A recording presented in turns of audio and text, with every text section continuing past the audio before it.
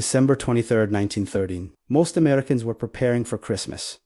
Congress was nearly empty. Senators already on trains heading home. And in that quiet moment, while the nation slept, America's sovereignty was sold. Not to a foreign army. Not through conquest, through a single piece of legislation that nobody read, few understood, and everyone was told would protect them. The Federal Reserve Act. And with one signature, President Woodrow Wilson handed America's money supply to a private banking cartel that would control it forever. This wasn't democracy. This was a heist.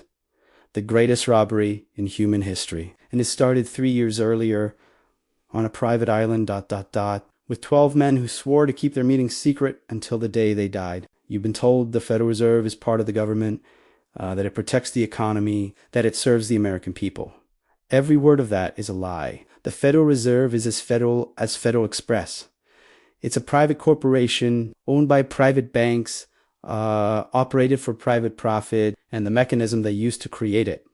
Pure conspiracy, not theory. Documented, admitted, proven conspiracy. But to understand how they pulled it off, you need to understand what America was before 1930. And more importantly, what they killed. 1863. Abraham Lincoln needs money to fight the Civil War.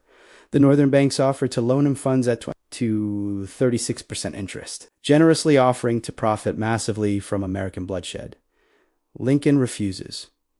Instead, he does something radical. He prints money, government-issued currency backed by the full faith and credit of the United States. No debt, no interest, no bankers taking their cut. They called them greenbacks, and they worked perfectly. The Union won the war, the economy functioned, and the banking establishment ... seethed. Because Lincoln had shown the world something dangerous, something revolutionary. Governments don't need private banks to create money. They can do it themselves, interest-free, debt-free, directly serving the people instead of enriching financiers. And that was an existential threat to the entire banking system. Lincoln knew what he'd done. He knew the danger. In a letter before his death, he wrote, single quotes, "The money powers prey upon the nation in times of peace and conspire against it in times of adversity. The banking powers are more despotic than a monarchy, more insolent than autocracy, more selfish than bureaucracy." 5 months after the war ended, Lincoln was assassinated. The greenbacks were slowly withdrawn from circulation, and the banking powers returned to control. But the threat remained because America still didn't have a central bank, still had financial independence, still maintained the constitutional power to coin money and regulate its value. The bankers had tried twice before to establish central control. The first Bank of the United States died in 1811. The second bank died in 1836 when Andrew Jackson destroyed it, declaring, "I killed the bank." Both times, the American people rejected centralized banking. Both times, they chose freedom over convenience. So the banking establishment learned they couldn't force it through directly, couldn't demand a central bank and expect the public to accept it.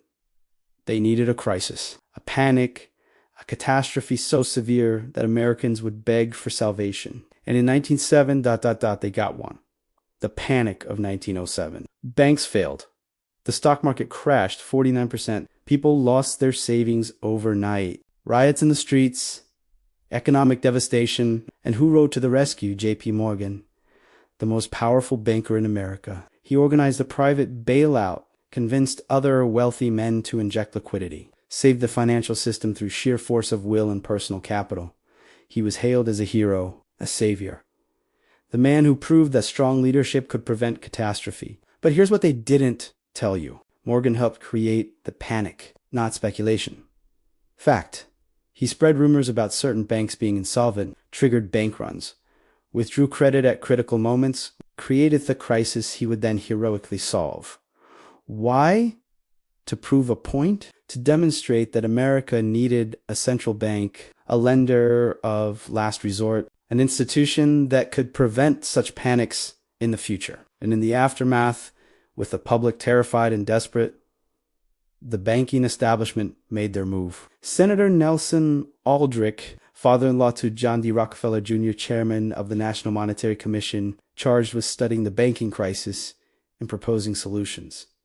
And in November 1910, he invited a small group of men to take a private train south to a place where they could work undisturbed, where no one would see them, where no record would be kept. They told their offices they were going duck hunting. They used only first names to maintain secrecy. And when they arrived at Jekyll Island, Georgia, they locked themselves away for 9 days and designed the Federal Reserve System. 12 men. That's all it took. 12 men to rewrite the financial structure of the most powerful nation on earth. Senator Aldrich, Frank Vanderlip, president of National City Bank, the largest bank in America. Henry Davison, senior partner at JP Morgan.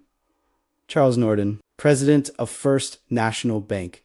Benjamin Strong, representing the Morgan interests. Paul Warburg, representing the Rothschild banking dynasty. All the major banking powers, all the competing interests, all united by one goal: create a central bank that looked governmental but operated privately, that appeared to serve the public but actually served them. The plan they drafted was brilliant. Evil, but brilliant. Create 12 regional Federal Reserve banks, making it look decentralized and democratic. Put a board of governors in Washington, making it look governmental, but the actual ownership private. The member banks would own the shares. The profits would flow to private shareholders. The control would rest with bankers, not politicians. And the whole system would be protected by law, from audit, from oversight, from accountability. They knew they couldn't call it a central bank. Americans hated that term.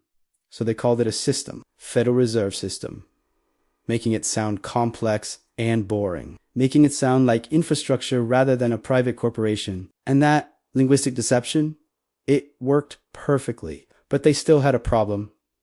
How do you pass this in Congress? How do you convince elected representatives to hand over monetary sovereignty to private banks? You lie, you deceive, you manipulate, and you wait for the perfect moment. Senator Aldrich introduced his plan in 1912. It failed. Too obvious. Too many people recognized it as a banker scheme. So they tried a different approach. They had two political parties introduce seemingly different plans. The Republican plan, the Democratic plan, both designed by the same people, both achieving the same goal, but appearing to compete, creating the illusion of democratic debate while controlling both sides. The Democrats, led by Congressman Carter Glass, presented their version as opposition to the bankers' plan, as reform that would prevent another panic, as protection for the common man against Wall Street greed, and the public bought it. They didn't realize both plans came from the same source. Both served the same interests. Both would create the same system. The only difference was marketing. Would you trust a system where both political parties secretly work for the same masters, where choice is an illusion and the outcome is predetermined regardless of how you vote? The bill moved through Congress in late 1930, but there was still resistance. Still senators and congressmen who understood what this really was. Still voices warning that this would destroy American independence. So the banking powers waited for the perfect moment. And on December 22nd, 1913, that moment arrived. Most of Congress had left for Christmas recess. The Senate was sparsely attended. And in that quiet moment, with minimal debate, minimal attention, minimal resistance, they pushed it through. The Senate passed the Federal Reserve Act 43-25. The House had already passed it earlier. And the next day, President Wilson signed it into law. America's money supply was now controlled by a private corporation. The power to create currency, set interest rates, determine the value of the dollar, all handed to bankers. Not elected, not accountable, not removable. Just ... powerful. And Wilson knew what he'd done. Years later, he wrote, "I am a most unhappy man. I have unwittingly ruined my country." A great industrial nation is controlled by its system of credit. Our system of credit is concentrated. The growth of the nation, therefore, and all our activities are in the hands of a few men. We have come to be one of the worst ruled, one of the most completely controlled and dominated governments in the civilized world. But by then, it was too late. The Federal Reserve was law. The bankers had won, and everything that came after. The boom of the 20s, the crash of 29, the Great Depression, the erosion of the dollar, the inflation, the debt, the endless cycles of boom and bust, ... All of it flows directly from that moment, from that conspiracy, from those 12 men on Jekyll Island who designed a system to enrich themselves at America's expense. And it worked. Beyond their wildest dreams, it worked. 1914, the Federal Reserve opens for business. World War I begins. Coincidence? Britain and France need money to fight Germany. Where do they get it? The Federal Reserve, it loans billions to the Allied powers. America enters the war in 1917. How is it financed? The Federal Reserve, it creates money, buys government bonds, and expands the currency supply. The government gets unlimited funding, the banks get unlimited profits. And the American people, they get debt. Permanent, perpetual, ever-growing debt. Before 1913, America had little national debt. After 1913, it never stopped growing, because that's how the system works. The government doesn't print money. It borrows it from the Federal Reserve with interest. Money created from nothing, loaned at interest, requiring more money to be created to pay the interest, creating more debt, requiring more money in an endless cycle that can never be paid off because the money to pay the interest doesn't exist. It has to be borrowed to... It's a debt trap by design, and every dollar in your wallet is part of that trap. The 1920s, the roaring 20s, the Federal Reserve floods the economy with credit. Easy money, cheap loans, stock market soaring, real estate booming. Everyone getting rich, or so it seemed, but it was a bubble created deliberately because bubbles are profitable. For those who know when to get out, the Federal Reserve suddenly contracts the money supply, raises interest rates, cuts off credit, and the bubble pops. The stock market crashes, banks fail, unemployment hits 25%, the Great Depression begins. And who benefits? The people with cash. The people who got out early, the bankers, they buy assets at depression prices, foreclose on properties, acquire companies, transfer wealth from the middle class to themselves on a scale never seen before. Was this incompetence or design? Did the Federal Reserve accidentally create the worst economic catastrophe in modern history? Or did they do exactly what they were created to do, ... enrich the banking class at everyone else's expense? If you're feeling that sick realization, ... that cold understanding that the game was rigged from the start, then you're ready for what comes next. Hit subscribe now, because the conspiracy doesn't end in 1913. It's still happening right now. And what they're planning next will make the Great Depression look like a practice run. 1933, Franklin Roosevelt becomes president. The Depression is devastating, and he does something unprecedented. Executive Order 6102. It becomes illegal for Americans to own gold. Illegal to possess real money. Citizens are forced to turn in their gold to the Federal Reserve banks at $20.67 per ounce. And then the government revalues gold at $35 per ounce. A 69% devaluation of the dollar overnight. Who profited? The banks holding the gold. Who lost? Every American forced to sell.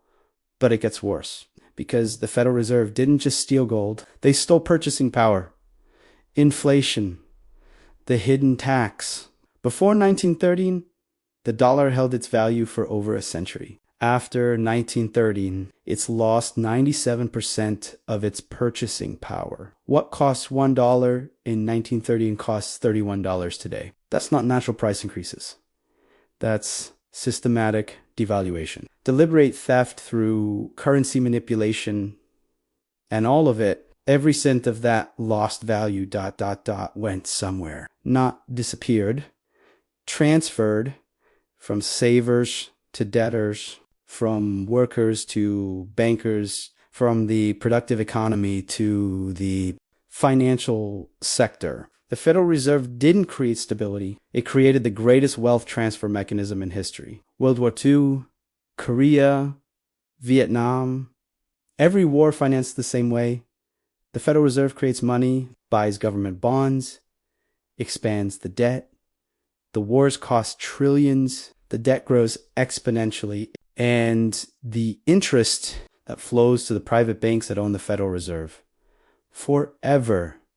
A permanent tax on the American people. Paid to private corporations for the privilege of using currency that used to be ours. Nixon closes the gold window.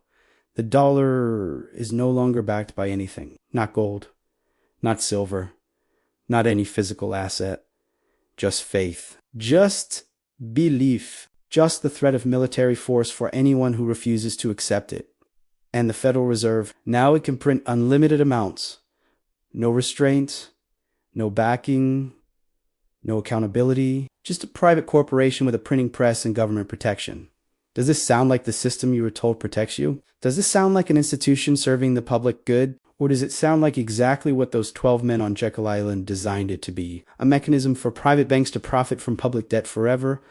2008, the financial crisis, banks collapse, the economy seizes. And what does the Federal Reserve do?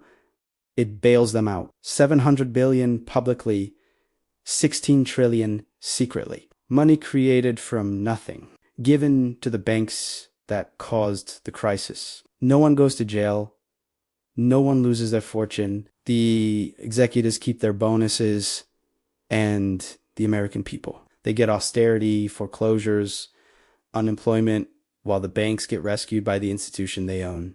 And it's still happening right now, 2020. The pandemic, the economy shuts down, and the Federal Reserve responds with the largest money creation in history. $4 trillion, then 5, then 6. Where did it go? Not to you. Not to small businesses struggling to survive, to Wall Street, to corporations, to the financial sector. Again, always, because that's what the Federal Reserve was designed to do. You're not a citizen in this system. You're a resource. Your labor creates wealth. Your taxes, service, debt, your savings get inflated away. And the value you create, it flows upward to the banks, to the Federal Reserve, to the descendants of those 12 men who conspired on Jekyll Island over a century ago. But here's what they never expected. The internet information, the ability for people like you to learn what really happened, to see through the lies, to understand the conspiracy, to recognize that the Federal Reserve isn't protecting you. It's robbing you. Legally, systematically, perpetually. The question is what you do with that knowledge. Do you keep participating in their system? Keep earning dollars that lose value every year? Keep saving in a currency designed to steal your wealth? Keep trusting institutions that were created to exploit you? Or do you opt out, build alternatives, create real wealth outside their control? Prepare for the moment when their century-old scheme finally collapses under its own weight, because it will collapse, not might. Will every empire built on debt eventually drowns in it? Every currency not backed by real value eventually becomes worthless. Every conspiracy eventually gets exposed. And when the Federal Reserve's century of theft finally ends, when the dollar completes its journey to zero, when the debt becomes unpayable and the whole system seizes, those who prepared will survive. Those who didn't won't. This is not ancient history. This is your reality. Right now, today, the Federal Reserve is still private, still unaccountable, still printing money and creating debt and transferring wealth and pretending to serve you while serving themselves. And every day you don't understand this. Every day you don't prepare. Every day you stay trapped in their system. You're making it easier for them and harder for yourself. Congressman Charles Lindbergh, father of the famous aviator, spoke on the House floor when the Federal Reserve Act passed. He said, "This act establishes the most gigantic trust on earth. When the president signs this bill, the invisible government by the monetary power will be legalized. The worst legislative crime of the ages is perpetrated by this banking bill." He was right, and he was ignored. The bill passed anyway. The crime was legalized, and America has been paying for it ever since. So what do you do now? Now that you know, now that you see the conspiracy clearly, now that you understand that 1930 was not the beginning of financial protection, but the end of financial freedom, you have 3 choices. Deny it, accept it, or fight it. Denial is easy, comfortable, just go back to sleep. Pretend this doesn't matter. Pretend the system works. Pretend someone responsible is in charge. Most people choose this. It's the path of least resistance, but it's also the path to permanent debt. to watching your wealth evaporate while wondering why you Korean get ahead no matter how hard you work. Acceptance is pragmatic. Acknowledge the system is rigged, but play the game anyway. Learn how it works. Position yourself to benefit. Invest accordingly. Protect yourself within the structure they created. Many people choose this. It's rational, realistic, but it's also complicity. You're not changing anything. Just learning to profit from theft. Fighting is dangerous, difficult. Declaring independence from a system designed to trap you. Building parallel structures. Creating real wealth. Educating others. Refusing to comply. Few people choose this because it requires courage, sacrifice, the willingness to be mocked, marginalized, and maybe even targeted. But it's also the only path that leads to freedom. Which will you choose? Because choosing nothing is still a choice. Inaction is acceptance. Silence is consent. And every day you remain in the system without resistance. You're voting for its continuation. The 12 bankers who met on Jekyll Island in 1910 are long dead, but their system lives on, stronger than ever, more entrenched, more powerful, more essential to the functioning of modern society. They built something that would outlive them, something that would enrich their descendants forever, something that would enslave generations of Americans who never even knew they were being robbed. But systems aren't eternal. Conspiracies eventually unravel.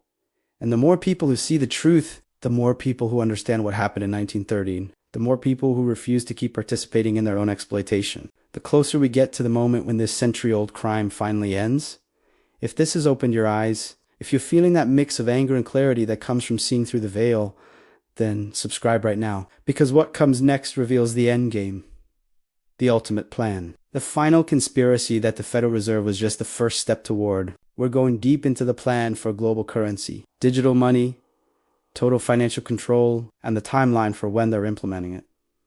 This isn't conspiracy theory anymore. It's conspiracy fact. And you need to know before it's too late. The 1913 conspiracy didn't end in 1913. It's ongoing, accelerating, approaching its final phase. And what those 12 bankers started on Jekyll Island over a century ago is about to be completed. Unless enough people wake up.